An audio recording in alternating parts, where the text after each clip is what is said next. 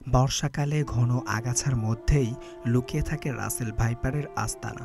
ভারত আর দক্ষিণ এশিয়ার দেশগুলোতে খুবই বিষাক্ত এই সাপের ছোবলে প্রাণ যায় বহু মানুষের। এই সাপ রাতের বেলায় খুবই রাগান্বিত হয়ে ওঠে এবং ছোবল মারার আগে নিস্তেজ অবস্থায় অনেকক্ষণ নিজেকে লুকিয়ে রাখে। দীর্ঘ সময় নড়াচড়া না করে হঠাৎ করে ভয়ানকভাবে ছোবল মেরে বসে। এরা সব সময় ইঁদুর এবং ছোটখাটো প্রাণী শিকার করে খায়। মানুষ সচরাচর তাদের আক্রমণের লক্ষ্যবস্তু নয়। তারা নিজেদেরকে বাঁচাতে মানুষকে আক্রমণ করে থাকে, বিশেষ করে যারা ক্ষেত খামারিতে কাজ করে থাকে।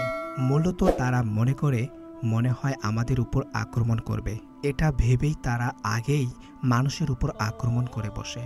এই সাপ ভারতে অন্য যে কোনো সাপের তুলনায় রাসেল ভাইপারের দংশনের শিকার সবচেয়ে বেশি হয়ে থাকে। আর এই সাপের ছোবলে মৃত্যু ঘটে সবচেয়ে বেশি মানুষের। ভারতের সাপে কামড়ানোর ঘটনায় মৃত্যু ঘটে অধিকাংশই রাসেল ভাইপার নামক সাপের। এবং বাংলাদেশে যেসব সাপ দেখা যায় তার মধ্যে সবচেয়ে বিষাক্ত সাপ হচ্ছে রাসেল ভাইপার।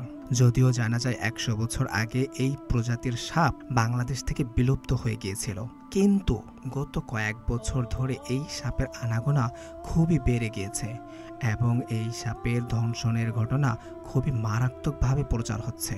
তাদের চলাচল পথ হচ্ছে ঘাস বা আগাছার মধ্য দিয়ে এবং তারা খুবই ধীরে ধীরে চলাচল করে। এতটাই ধীরে ধীরে চলাচল করে তাদের দেখলে মনে হয় না যে তারা নড়াচড়া করছে।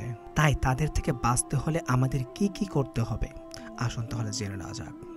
সর্বপ্রথম, যেসব অঞ্চলে অতিরিক্ত রাসেল ভাইপারের আনাগোনা রয়েছে সেই এলাকাগুলোতে অবশ্যই মশারি টানিয়ে শুতে হবে এবং আগাছা বা ক্ষেত খামারিতে যেতে হলে অবশ্যই বুট জুতো পরে নিতে হবে এবং অবশ্যই খেয়াল রাখবেন আপনার বাড়ির আশেপাশে যেন বন জঙ্গল হয়ে না থাকে। এই সমস্ত বিষয়গুলো যদি মাথায় রেখে চলা যায় তাহলে আশা করা যায় আপনি কিছুটা হলেও রাসেল ভাইপার থেকে মুক্তি পাবেন ইনশাআল্লাহ।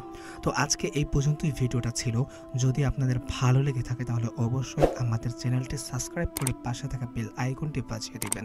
আসসালামু আলাইকুম ওয়া রাহমাতুল্লাহ।